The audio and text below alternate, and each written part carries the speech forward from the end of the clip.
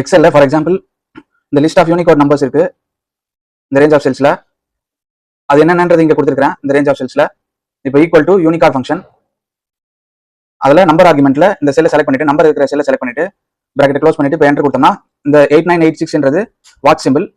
இப்போ இதை அப்படியே ஆட்டோ ஃபில் பண்ணிக்கலாம். பாத்தீங்கன்னா இந்த சிம்பிளுக்குலாம் இந்த ரேஞ்ச் ஆஃப் செல்ஸ்ல இந்த சிம்பிளுக்குலாம் இந்த கோட் நம்பர்ஸ் தான். இந்த மாதிரி நம்ம யூனிகார் ஃபங்க்ஷன் யூஸ் பண்ணிக்கலாம்.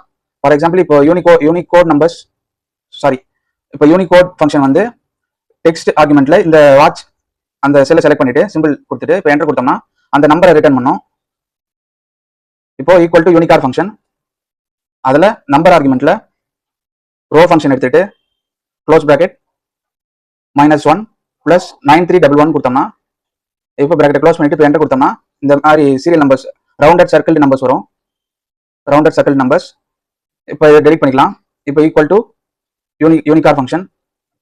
அதில் ரோ ஃபங்க்ஷனை கொண்டு வரோம். க்ளோஸ் பிராக்கெட் -1 பிளஸ் 1010 கொடுத்துட்டு இப்போ பிராக்கெட் க்ளோஸ் பண்ணிட்டு இப்போ என்டர் கொடுக்குறோம். இந்த மாதிரி ஷேடட் பிளாக் கலர்ல ஷேடை கொடுத்து இந்த மாதிரி ரவுண்டட் நம்பர்ஸ் வரும். இந்த மாதிரி நம்ம கொண்டு வந்துக்கலாம்.